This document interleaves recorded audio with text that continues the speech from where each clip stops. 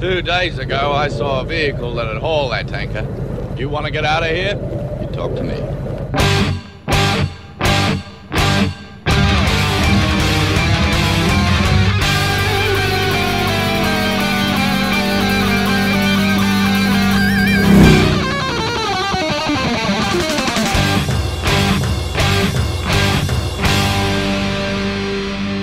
Welcome to the Mad Max Minute, where we solemnly swear we're up to no good in Mad Max 2 The Road Warrior, 1 minute at a time. I'm Rick. And I'm Julia. And today we're talking about minute 75, which begins with the mighty Wes kept on a chain held by the dark Lord Humungus, and it ends with the Mad Max Express thundering forth from the compound. Julia, you are already cracking up. I can tell you're in a good mood for this minute. This might be my favorite episode we've done so far. Well, that probably has a lot to do with the fact that our very special guests today, our fresh eyes for this Friday episode, belong to Gary Roby and Victoria Cope from the Harry Potter Minute podcast. Hey, guys. Hey, guys. Thanks for having us. Hi. As I mentioned, you are the hosts of the monumental and Herculean project that is the Harry Potter Minute podcast. Do you want to tell our listeners a little bit about that? Yeah, I started listening to Star Wars Minute, I think when they were still doing Empire Strikes Back, and Victoria and I have been talking for a long time about doing Harry Potter, and we attempted doing like a chapter by chapter podcast first that only ran for the first season. There's so many podcasts that do that, right? Like Harry Potter probably has dozens of podcasts where people are going through the chapters. And so I was kind of, overwhelmed with the idea of doing every single minute of the Harry Potter movies. And then I think at the end of one of the Back to the Future seasons, Cass and Norman announced that they were doing Lord of the Rings. And I jumped on that like right away, like, oh my God, you guys are doing Lord of the Rings. Like, it makes the idea of doing Harry Potter a little less overwhelming. And I don't know, they very heavily encouraged us. Like a lot of the people from the dueling genre kind of group were all for like, yeah, you should do this. Like send us the episode if we like it. Like we'll have you on the site. And Scott was really great and let us do that. So it's been fun. We just started working on season 2. So what's it like working with dueling genre? We've had Scott Corelli on for one guest episode, and I'm very curious as to what it's like working with him as sort of a content creator. Well, it's been really nice. Victoria and I did, like I said, we did a couple of podcasts before Harry Potter Minute started. I don't think any of those are still available to listen to, actually, because we were still really amateurish then. Scott really helped get the website set up. Like we're on the Dueling Genre website, and he really provided us with like a place to host our files, which made it really easy. Like that cut some costs on our end down. So I don't know. Anytime I had like weird questions, especially early on, because I still was learning how to edit and figuring out like how to cut the movie up into individual minutes for our guests and scheduling and doing a lot of that stuff, which was really nice. But because there's so many other shows that are going on, I think that Scott really, he kind of really relies on each of the show hosts to sort of manage themselves, which I appreciate. That means that we can have the freedom to sound different than the other dueling genre shows. And then we cross-promote each other with little, like, intro, like, promotional episodes, like, at the beginning of some of our episodes, which is nice, because, like, the other guys on the Dueling Genre Network are all really fun, too. Like, I think we're all very similarly like-minded in that way, between, like, us and Cass and Norman and the guys that are doing Toy Story and Teenage Mutant Ninja Turtles, and just so many podcasts now that are over there, and it's been fun. I think it's a good time. Yeah. Very cool. With being emboldened by Cassandra and Norman doing the Lord of the Rings Minute, obviously the Harry Potter movies, there are 8 of them, and all of them are incredibly long. I guess. Yeah, I think our next one, Chamber of Secrets is the longest at 2 hours and 45 minutes, something like that. Victoria just made a face at me because I didn't realize. I'm like, oh, really? I think so. Yeah. All right. Yeah. All right. Yeah. How do you steel yourselves for something that monumental? Because it just seems daunting. I wasn't even able to finish my sentence there just because the entire idea just silenced me. I think it helps that we have a routine now. Yeah. We have a really, really good routine that works for us and works with our schedule, which doesn't allow us to really be too far ahead, which is a good thing and a bad thing. So we kind of have to just take it as it is. Yeah, our turnaround is really quick. And I don't have any problems with doing episodes. I don't mind having a week where we don't have guests. I would love to be able to have a guest every week, but scheduling is really tight. And Victoria and I only have a couple days a week that we're really free for that. So I think on the one hand, that takes a little bit of weight off, knowing that we can do a week by ourselves. Like, people are here to listen to us talk about Harry Potter, and like, we love having fresh voices on the show, but I haven't made that like a priority all the time, just to kind of give us that little wiggle room, because sometimes like schedules fall through and it's really hard to find someone else to take that time up. I feel like it's more not necessarily stressful, but I feel like it's more for Gary than myself, because Gary actually takes the time and make notes, and I'm the one that rolls out of bed like, let me just interject what I feel and want to put in here and just sound like I know what I'm talking about and still sound like put together and great, and just have Gary just look at me like, you don't even take notes. Like, how dare you? You blow me away.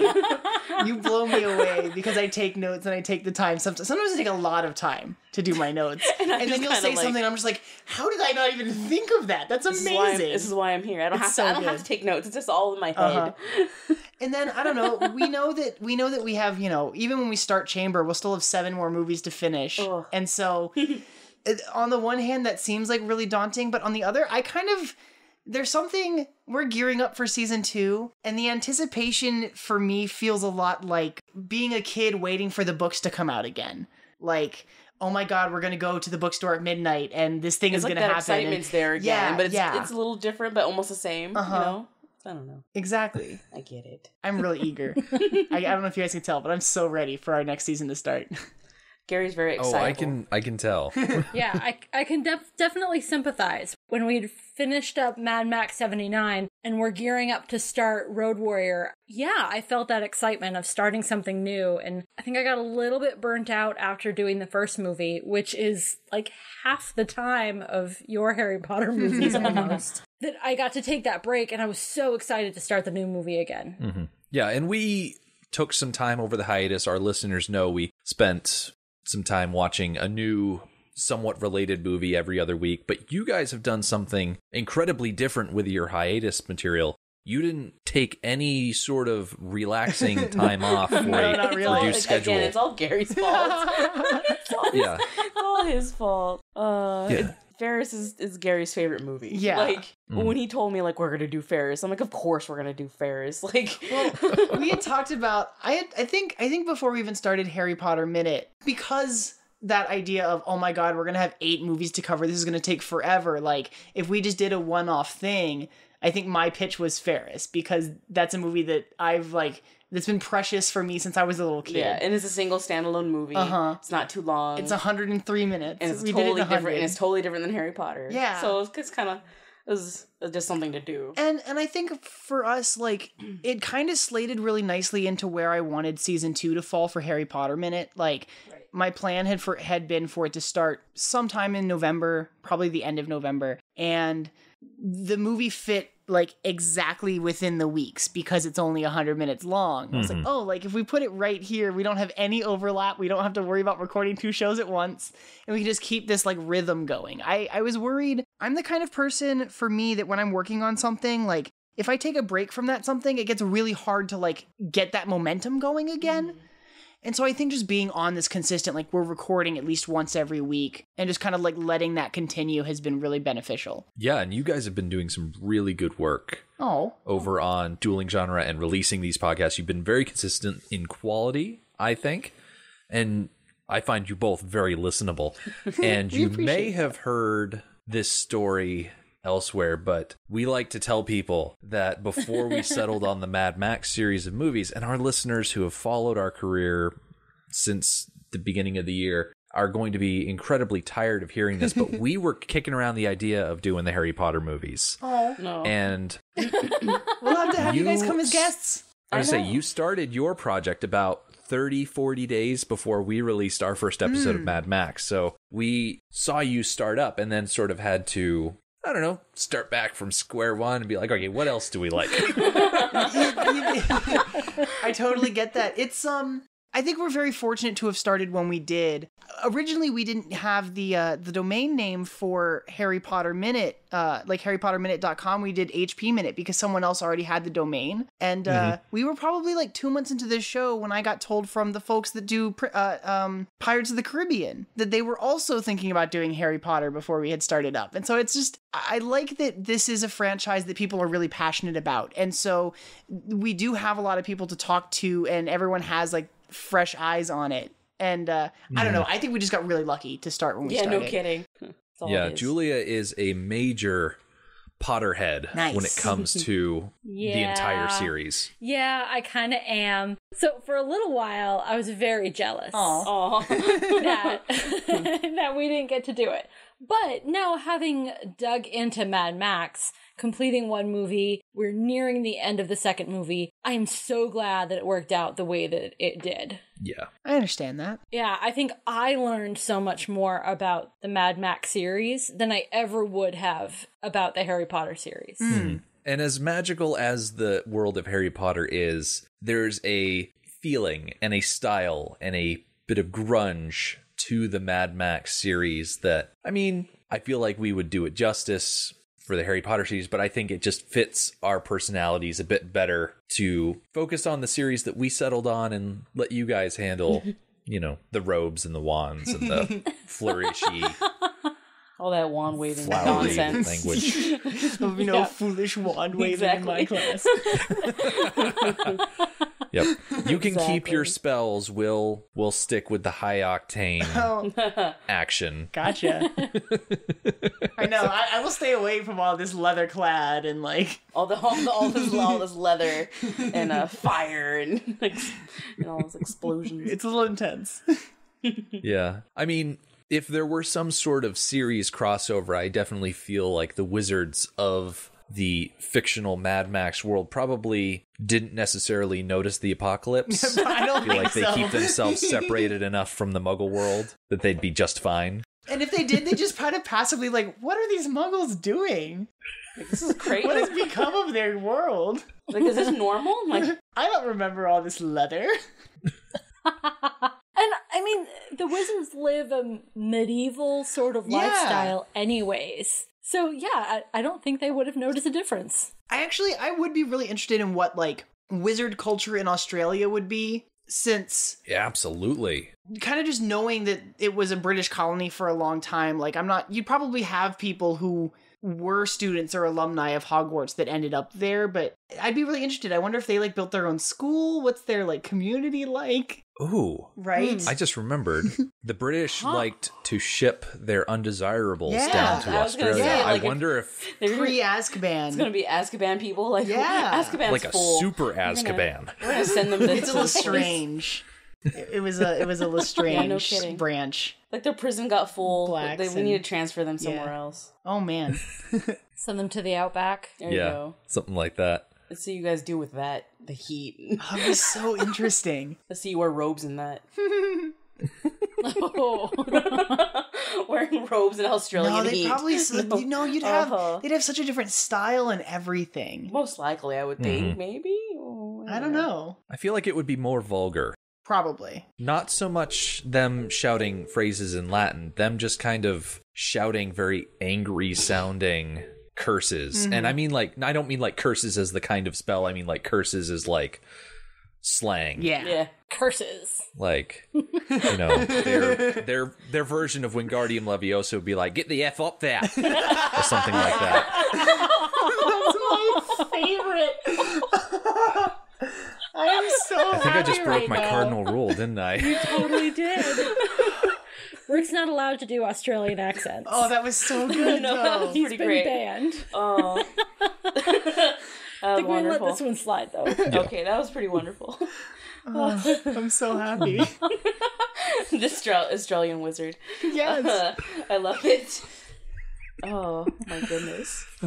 Speaking of rules and people being bound by things, I think that's a good transition into the minute proper, because the first shot that we get of this minute is a tracking shot across the Lord Humungus's vehicle, and right front and center behind the strung up bodies of the scouts from earlier in the movie is Wes, decked out in his war paint and his feathers, and he has a few added elements to his costume, namely some chains down by his wrist and a collar around his neck, leading to a chain leash held by the Lord Humungus. This is a little disturbing in my opinion. But I was talking when Victoria and I were watching this earlier, I was talking about, like, the Lord Humungus calls these guys his war dogs, and whenever Wes chased after Max earlier, he said what did he call him? Like a bad little puppy? Call him a puppy.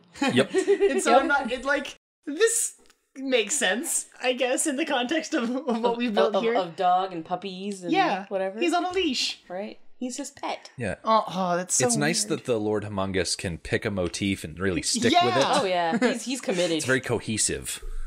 He's pretty committed. But yeah, this is what happens to bad little puppies. They get put on a leash. I mean, I would think they'd get a muzzle. I'm just saying. Yeah, if anybody in this movie needs a muzzle, it's Wes. Yeah, no kidding. Yeah. Yeah. It's like, that's what he's missing. He's missing a muzzle. And I gotta say, I know that chaining somebody up like a dog is never a comfortable situation. Depends who you are. Very true.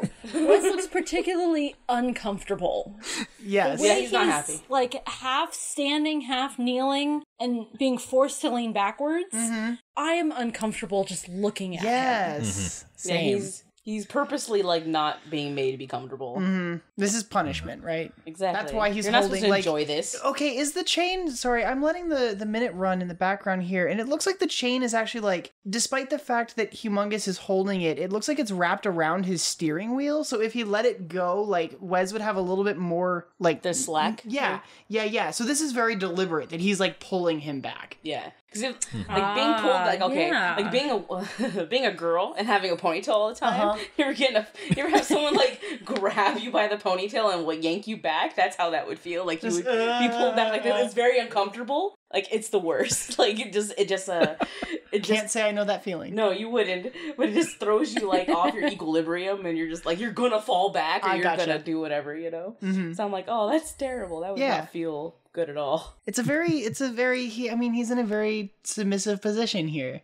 And I think that's really the main point, because when the Lord Humungus seeks to discipline his raiders, he does it in a very public manner. Yeah. And so forcing Wes to rear back and sit up straight, it's making Wes more visible to the other raiders around him. And as I'm sure Wes would like to slink down and be a bit more incognito, exactly. Yeah. Humungus is forcing him to, no, you're going to serve as a warning for people who want to steal my car and cause things to explode. Yeah. There's some really nice editing here. As the camera moves up to the Humungus, he motions with his hand. And the way the editing is, we switch back over to Max in the rig, who seems to be responding by starting up the engine and revving up. Yeah. So really nice editing about signals and response. You could really get the sense that everyone is building. The tension is just rising. The mercury in the metaphorical thermostat is just slowly bubbling up. And by the end of this minute, we're going to reach that point where, boom, it's on. And it's going to start a 20-minute action scene that's going to take us to the end of the movie. But now we're just getting into that last minute of simmering. And I like that you brought us back into the compound, because as Max is starting up the rig, we get to see on full display that they have fully reinforced that cow catcher on the front of the rig. Because, I mean, when they were driving it in, that's one of the major ways that the Lord Humungus was able to hurt the rig. So, of course, they're going to throw a big old steel plate on there, make sure that that doesn't happen again. Yeah, beef it up. Yeah, they've definitely they've done a lot. I don't know how much we can see in this particular minute beyond the front of the car, or the front of this rig, but they definitely took a lesson from the attack on the rig when it was coming into the compound earlier in the movie, and they kind of prepared themselves, like, we're going to go back out there, like, we need to make sure that these things can't happen again. Yeah. It's a fool me once, shame on you, fool me twice, you can't get fooled again. Yep. Situation. Yep. I know I said that wrong. I love saying it wrong. But it seems appropriate for this, because this is their final stand. We're at this point of, I almost, Victoria and I texted you earlier, called this like the calm before the storm, is just as cliche as that is, but like we definitely have this moment of like stillness before everything is about to go down. And I like that we have the opportunity to see Max up there in the cab, sitting behind the steering wheel, and he's got this look of determination on his face. And we touched on this a bit in yesterday's episode, but I want to bring it up again, that Max is not doing this job out of the kindness of his heart because he wants to save the people in the compound. This job of driving the rig is his ticket out of there. Yeah. It's a way for him to retain his pride and honor by not riding in the ambulance vehicle and not be, unfortunately, left behind should they decide to not allow him to ride in that ambulance. Was it earlier? Yeah, I think it's earlier in this week, too. He had that moment where he says, like, I don't have a choice. Mm-hmm. When he gets asked about his change of heart. And yeah, I totally see that as like, this is his only option. Like, it's this or risk being left behind. Yeah. And having nothing? Yeah. Yeah. He didn't necessarily have a change of heart. His heart is still in the same place it was before. Exactly. Yeah. He's not a hero by any means. At least not right. Not really. Anti-hero. Well, it's interesting, like, in the eyes of these people, I suppose that this is a heroic act, but he's not doing it from that place. Yeah, exactly. So is it more of an anti-hero? I don't know if it counts as... Oh, absolutely. Yeah. I would definitely vote anti-hero. Because, like, because I don't know. Yeah. As you said, like, he's not doing it out of, like, the kindness of his heart. He's doing it because it benefits himself. Mm-hmm. But it's heroic to them. So it's heroic enough that, like, they're going to acknowledge it. Yeah, they're going to legend of the Road Warrior. Yeah, exactly. The legend will be something that will be told, but he doesn't care. It's like, he doesn't care. Yeah. I like that you brought up the legend, though, because there's a huge difference between what the stories say about someone versus how that someone actually is. Yeah. And we've had this kind of underlying understanding throughout this whole movie that everything that we're seeing is just a retelling by someone who was there at the time. But these little moments where it's just Max, I feel like that's where we get to peek into the truth of it. Yeah. You know, Max isn't sitting there in the presence of the gyro captain or the feral child at the moment. And so these little instances, these little flashes of us seeing him specifically, I feel like that's where the truth can be found. Yeah, and so that's something that's like we as the audience are privy to, but no one around Max gets to see that I don't want to call it vulnerability, but that kind of decisiveness. Speaking of heroes, though, in the next shot, we see that the warrior woman, hero in question, is standing up on top of the tanker, and as she leans down over the fortifications she's standing behind, she sees that the feral child is hiding behind the cab of the Mac, and so she calls out, "Move that kid, get rid of him." And there's an extra little bit in between "move that kid" and "get rid of him." She calls out to someone specifically, and I can't for the life of me figure out who she says because it's not in the subtitles. But I like that she catches the feral kid because he's a sneaky little bugger. Yeah, he's very and he gets sneaky. into places. Yeah. I like him. That little kid who has to pretend to be like this feral kid does a really good job. He does such a good job. Like, I'm just like, I can believe that you're a feral kid. I know. I'm very impressed with the acting this kid does. It's like the kid was kind of told, like, hey, be kind of wild and crazy, but throw some monkey things in there, too. Because, like, when he throws in the thing, he kind of, like, makes that face like a monkey when he gives him that little, like, cranky music thing. Oh, yeah. Like, it's very monkey-like, the way, like, he's so kind of overjoyed by it. It makes me think of when he snarls at the gyro captain whenever he's, like, touching the blades of the airplane earlier in the movie, too. Yeah. And he, like, growls at him, and he makes this, like, he like pushes his nose up and he like snorts like a warthog or something. Yeah, it's like this is a very monkey. interesting sound that this kid is like let's be wild, kid. There's this bit of like inhumanness to him. You said he reminded you of Donnie from the Wild Thornberries. Yes, I did. which is great. Except he doesn't have the crazy gibberish babble that Donnie does. Well, if this was animated, it would be Flea. Like what? Voiced by Flea. Flea. Voiced by Flea. The feral kid. I really like this scene with the feral child. It's a break in tension. We've had this building up for a few scenes now. We have this small little human moment. It's even a little comedic. You know, we love seeing the feral child try to escape these grown men, and he's successful for a moment, and then he gets snatched. It's a little bit funny. And then we return to the tension building. So I really appreciate this little slice of relief. Yeah. Let's take a breath here for a moment before things really get going. Yes. I appreciate that the warrior woman does not allow the feral child to just run roughshod over their plans. She is very serious in this moment. She is fully cognizant of what they are about to undertake, and so she's not going to let the feral child just hang out wherever he wants, and so she makes dang sure that he's, well, taken care of for the moment before they it doesn't start last moving long. out. She strikes me as the type who, in the life of the compound before Max joins, didn't really put up with any crap from the feral child. There are others. I think Arky's character is a little more indulgent, perhaps, towards the feral child. The warrior woman does not strike me as such. No. I think she was probably always that hard on the feral child or bossy. Very no nonsense. Not really sure how's... Yeah. Yeah, no nonsense. I keep thinking about, like, especially around, because of this feral child, like, I get really interested in what the lives must have been like for all of these folk before this sort of post-apocalypse that they're in now. Like, I know the first Mad Max movie takes place, like, before this, like, kind of wasteland bit that we're in. And so it strikes me as... How far they fell? Yeah, exactly. Like, the warrior woman seems like this strong, no-nonsense person, but, like, where do you think she was at before this went down? You were talking about you guys just said his name earlier. The one that he has on the leash. Yeah. You were asking, like, what was he? And I said he's a school teacher. Before the apocalypse, he was just a regular school teacher. Things changed. Things changed real fast.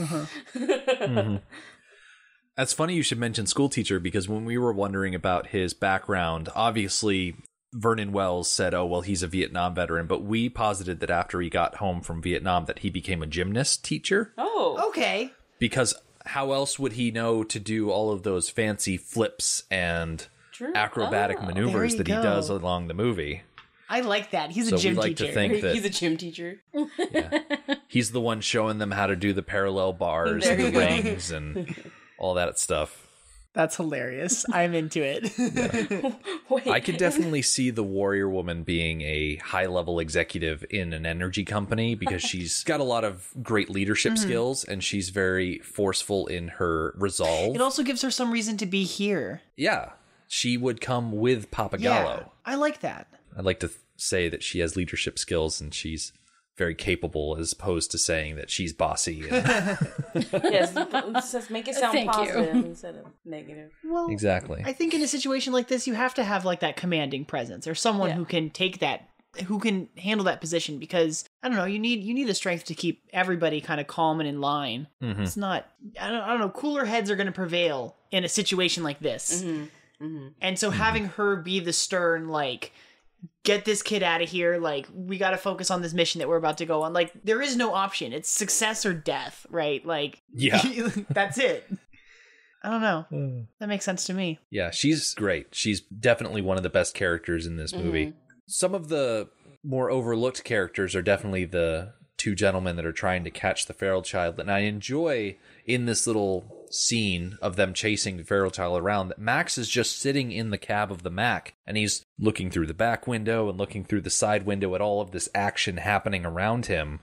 And you get the sense that he's like, all right, let's wrap up this tomfoolery. We've got a show to get on the road. He's just, like, waiting. Literally on the road. If he had a watch, he'd look at it and, like, tap the surface. Like, all right, let's get the show on the road. Like, let's do this. Absolutely. So eventually the feral child is caught up by the mechanic's assistant, and the mechanic's assistant carries the feral child over and hands him off to Arky Whitley's character. And she does a just top-notch effort. She doesn't succeed, but you can tell that she really tries to hold on to that kid. But he's an 8-year-old. He's like, and he's and feral. he's wild. Thrashing around. You ever try to, like, control a kid that wants to just throw their dead weight at you? You're not holding on to that kid. They're just going to sink to the floor and take off. He's not even doing a dead weight thing, though. He's, like, really, like, thrashing and, like, struggling. Like, we're gonna... He's just all limbs. Yeah. He's like, nope, get me out of here. You can't stop me. You're not gonna hold me. We go from Arky struggling with the feral child to another shot outside the compound. There's a pretty big spoiler in this shot. I'll let everyone find it on their own. I love that. That's a great joke. Julia just rolled her eyes at me. But from rising up behind the Lord Humungus' vehicle, we get another shot of him taking out his revolver and loading it with the final rounds from his fine wooden case there. And I really only have one major issue with this shot, and it has to do with how the Lord Humungus loads the bullets into the cylinder. Because when he snaps it closed, he doesn't put the cylinder in a position where that first trigger pull will result in a gunshot. There is an open chamber when he closes that cylinder. So he's going to pull that trigger and it's going to go click, nothing. He's going to have to pull the trigger a second time before a bullet actually rotates into position. Yeah, interesting. I wonder, that's so weird to me. I wonder why he doesn't resolve that right now. Yeah. I'm willing to bet it was a goof, that it was a production goof, that Kjell Nielsen couldn't see very well because of the metal hockey mask that he was wearing. I just feel like if they had taken just a moment more to do a reshoot, it would have been a tiny detail that they would have fixed, but it stands as it stands as a tiny little pet peeve for someone like me. I like the case that he keeps his revolver in, though. The, like, kind of red styrofoam inside, and It's like molded. yeah, it's very nice.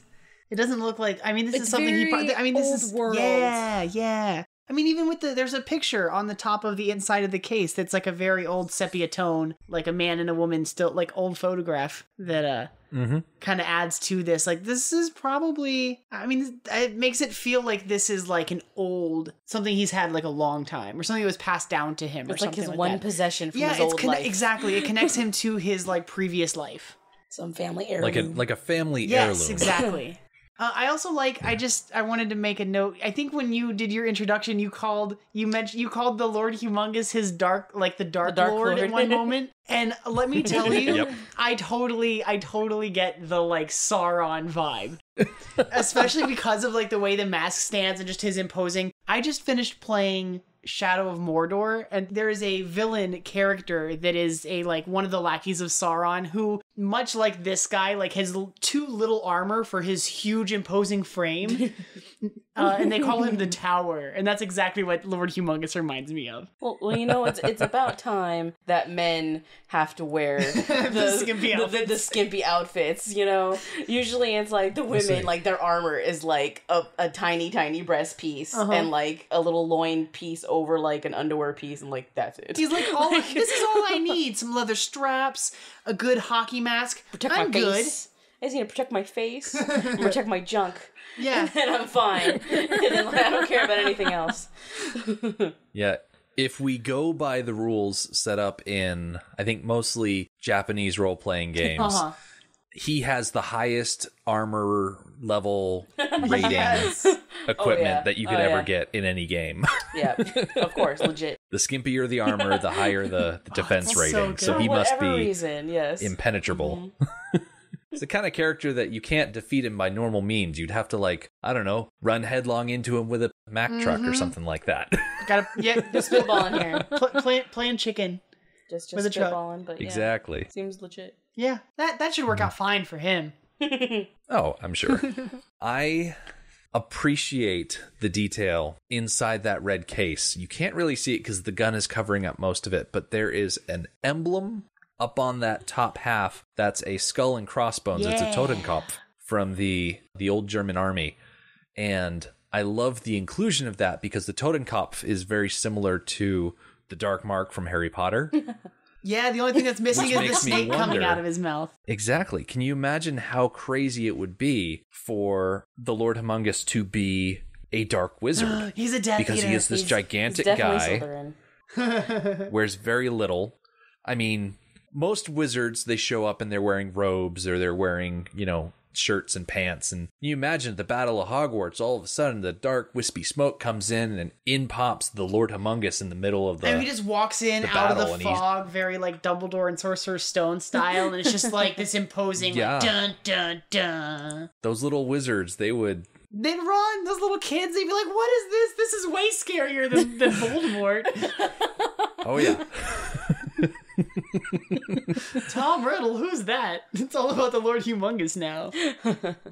Absolutely.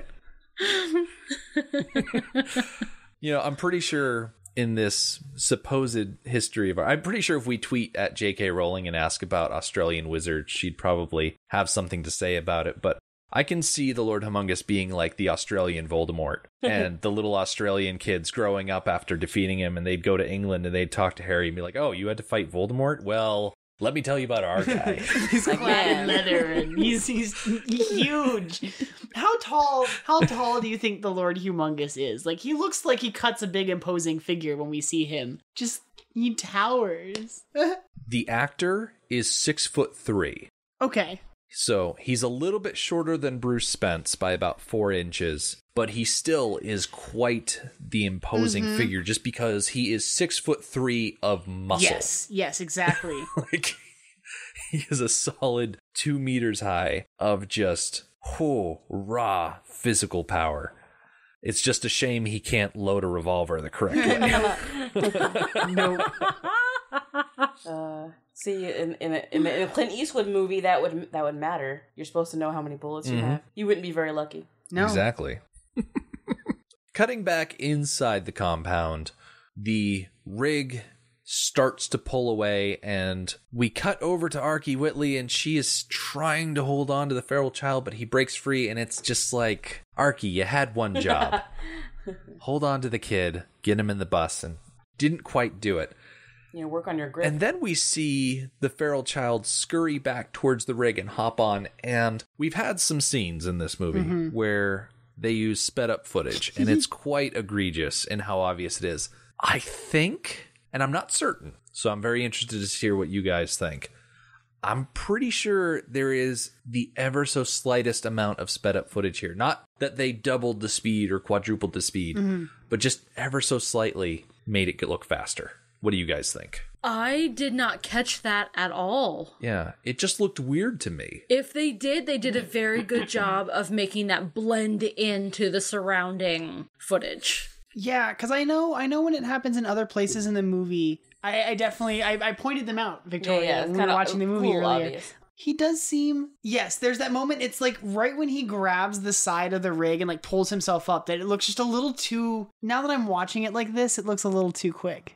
Yeah. Interesting. We had a moment like this in Ferris, just like one little moment where the film is sped up, and it's... Victoria, I don't know if you'll remember this, but after Jeannie kicks Rooney in the face... She goes up the stairs. Yeah, she runs up the stairs, and John Hughes wasn't satisfied that she was like running away fast enough, like in her terror, so they speed it up just enough, so she like really hoofs it up the staircase in like just a couple seconds.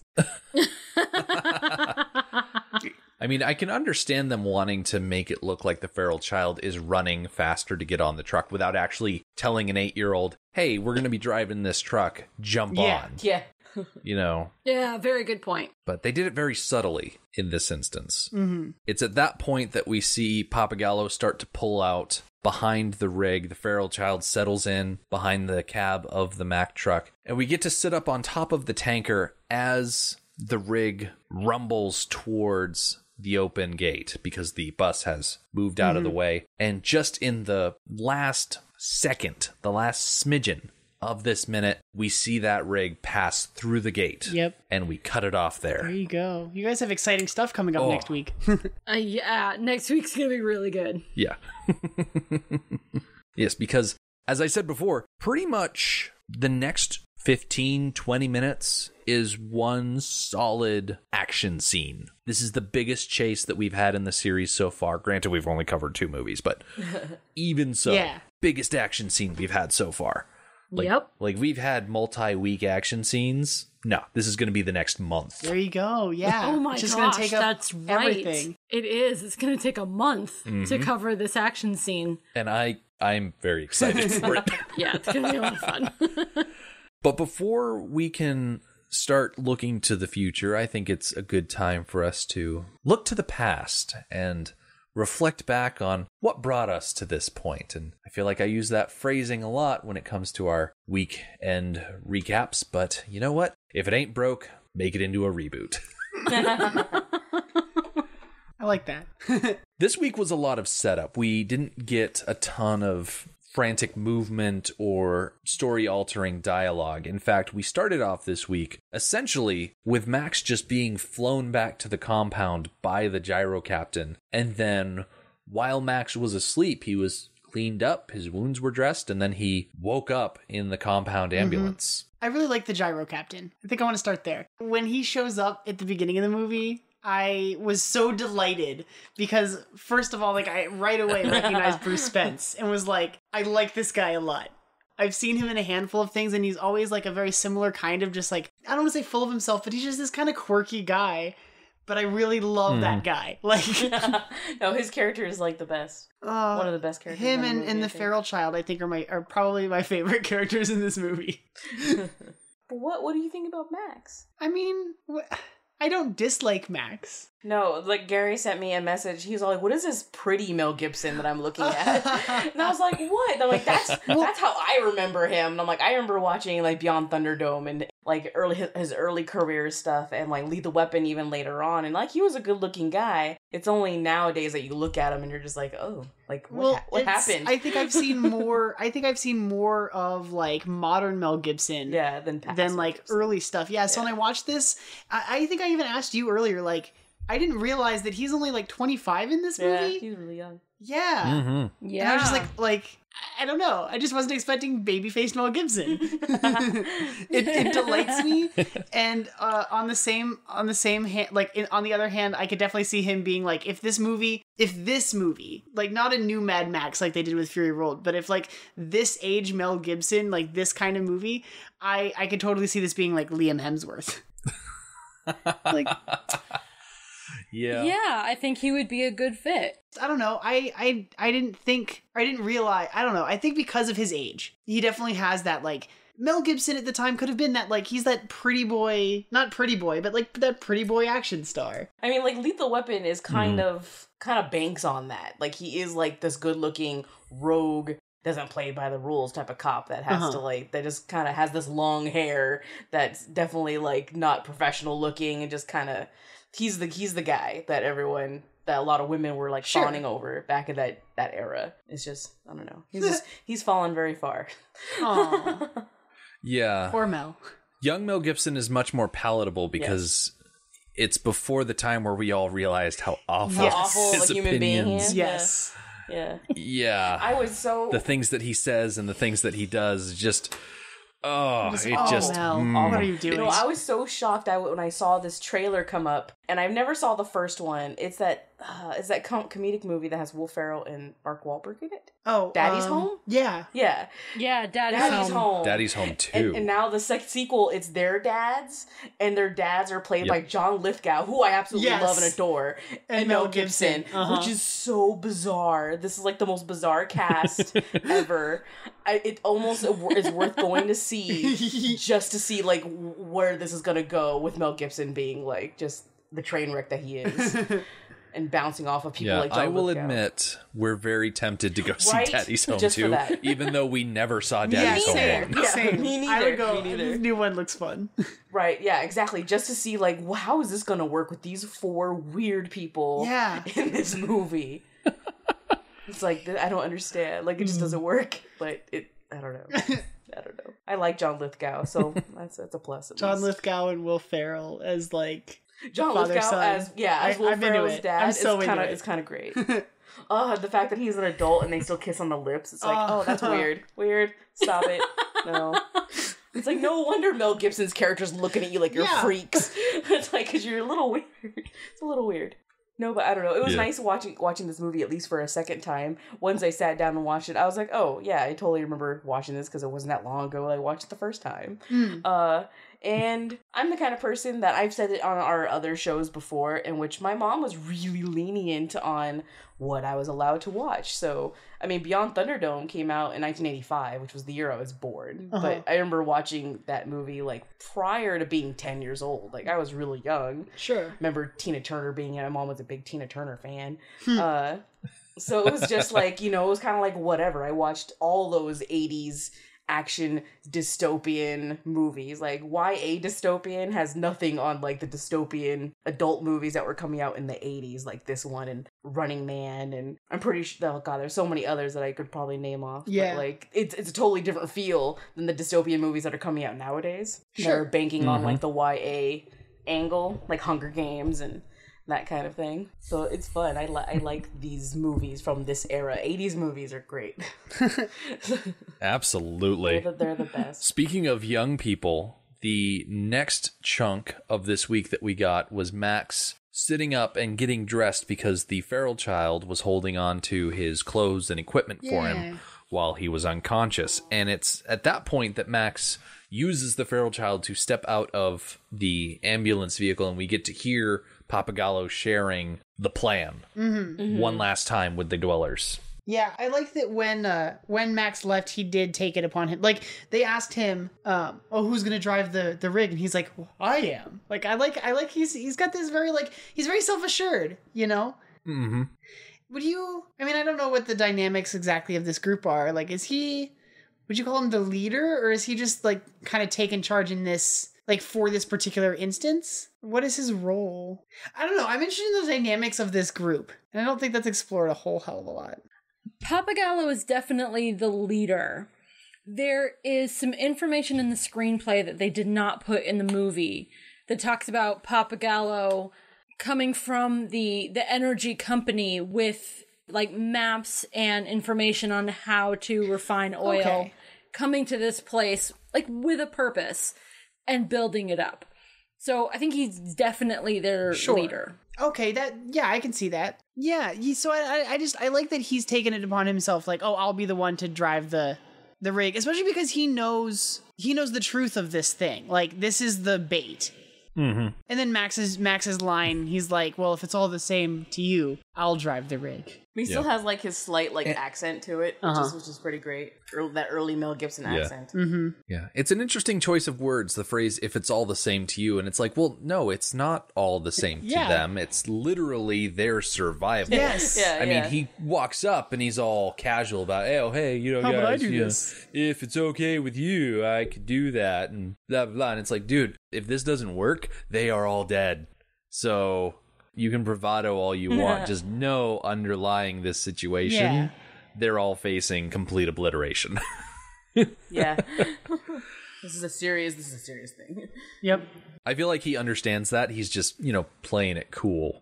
And it might not be the best time to play it cool. But he's got the leather jacket and I don't think he has any other setting.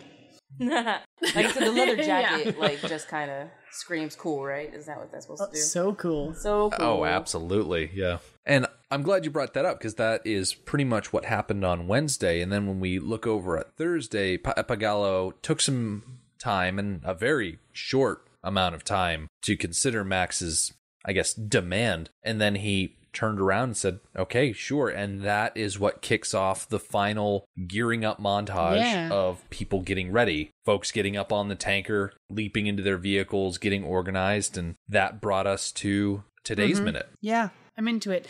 I like this moment when everyone's getting ready. Actually, I have a question. It's just like a weird question. But, like, when people are getting into the bus, why are they going through the window? We had the same question. Yes, we talked about that for a few minutes, how it doesn't make any sense. Like, buses have doors. Yeah, and the crazy thing is, we never actually see anyone go through that window, so we got all worked up for what is essentially nothing. But I think the best idea that we had was that since the door to get into the bus was pressed up against the tire wall, and the back door to the bus was filled with barrels, that side window would be really the best way to get inside. But as we took a closer look at that plan, it would have just been so awkward, because you'd climb in head first and you'd be reaching around and your legs would be flailing out behind you. It would just be very undignified. I don't know if school buses are different in Australia, but, like, don't school buses usually have like a hatch? Well, they also have a hatch on top. There are hatches on top, and then usually there's a side. So some have a side door even. But I think that's more of the modern ones. Wouldn't be that far back, I don't think. And plus, this is in Australia. So I don't know if they're different. Yeah, this bus was an antique by the time they made this movie, and so it didn't have the roof vents, and I probably didn't even have the pop-out windows on the side. I was thinking about that, like the emergency window rudimentary kind of deal. I think that brings us to the end of this week. Gary and Victoria, it has been great having you on. I feel like this meeting of the podcasters has been a bit Long overdue. Yeah, I'm glad this happened. I was so excited. I really delight in doing guest spots, whether they're for movies that I've seen or not, because like I just, especially with the community that Movies by Minutes has built up, like I always have a great time talking to other hosts. I'm always afraid what's going to happen if one of these days you have to watch a movie for a minute by minute thing and you don't like it. I like everything. I don't know if that's I true. can't stand Batman, and I went on Batman Minute. That was interesting. For Batman? For the first one? Yes. But For Batman Begins. Batman Begins. Yeah. We got I to be forgot on the the Dark Knight Minutes. out there. Yes. The Nolan Uh-huh. one's, not the Keaton one. Well, both of those shows are running right now. Okay. Yep. Oh, yes. Yeah, I can't stand that movie, so I've just made the best of it. Oh. Yep. We were on, Those we were on a Batman set of movies minutes. were like, it's like rose-colored glasses thing. You go and you watch them when they came out, and you're like, oh, they're great. And then you go back and in retrospect, and you're like, oh, they're not that great. Oh. Yeah. We very specifically were on a set of minutes that did not feature Bruce Wayne as Batman. He was still just a rich college kid learning how to be a ninja at the time. So we got to have a couple of cool conversations about fear and ninja training and That kind of things like that. So it was pretty fun. But yeah, Julia cannot stand Batman. He's just the ultimate Mary Sue character. I see that. Wait, all Batman or just those Batman ones? All Batman. All Batman. You I don't like Batman any in general. Batman. Oh my! I don't like the character. Oh gosh, it's like crazy to me. there's an ongoing joke at my house that every room in my house has a Batman. Is that true? Yes, it is. Oh, it was true wow. at my old place. No matter where you were in the corner of the house, you could turn in one spot and at least spot like 4 or 5 Batmans just in like one place. Well, you've got a lot of Victoria. You're a collector. I have a lot of collectibles. So there'd be like there's like a Lego Batman that's like hanging off of one thing, or there's like a poster, a mini poster, or like there's like Batman stuff everywhere in my place. So I'm like, oh my gosh, I love Batman. It's crazy to me. I thought you were just bad mouthing the Christopher Nolan ones, and I was just like, oh well, yeah. I'm like, yeah. In retrospect, those aren't as great as you think they are. But Batman, what? I can't say anything bad about Batman. I'm sorry. I don't know. Batman's not. I'm kind of indifferent toward Batman. He's not my favorite character. Well, I'm a DC girl more than a Marvel girl. Sure. And if I had to choose between Superman and Batman, I'm going to pick Batman over Superman every time. Yeah, there are currently, as you mentioned, 2 Batman podcasts running concurrently. Batminute 89 and The Dark Knight Minute. And of course, myriad other Movies by Minute shows. I think at the time of this recording, there are approximately 74 Oh my. Movies by Minute podcasts on moviesbyminutes.com. Yeah. Gary and Victoria, if people want to hear more of your podcasts, what is the best way that they can do that? Duelinggenre.com is probably the easiest place to find us, because we've got all of our episodes for the first season of Harry Potter Minute and for the entire run of Ferris Bueller's Minute Off are over there. And then, of course, we've got like listener groups on Facebook, the Save Ferris Society, and then Harry Potter Minute and the Listener's Army, for people to come and like talk to us about the shows and about the movies and their kind of feelings and opinions and all that good stuff over there. Excellent. And highly recommend doing so. I've been listening since day one, and so I can give it my wholehearted recommendation. I think you guys are doing some really good work over there, so keep it up. People go check out our new season, because we are currently talking about the second Harry Potter movie, and I could not be more delighted. It's my least favorite of the Harry Potter movies, I think, and yet I'm still so excited to talk about stuff like Gilderoy Lockhart. Yeah, I'm also saying mostly because of Lockhart. I think mostly because of Lockhart. For sure. I think he carries that movie. he makes it that much more charming. Yeah, absolutely. I mean, just his smile Kenneth alone. Branagh definitely has that way. We get Dobby, and we get Lucius Malfoy for the first time. There's some really good stuff in the second movie, even though it is my least favorite. I'm ready. Spectacular.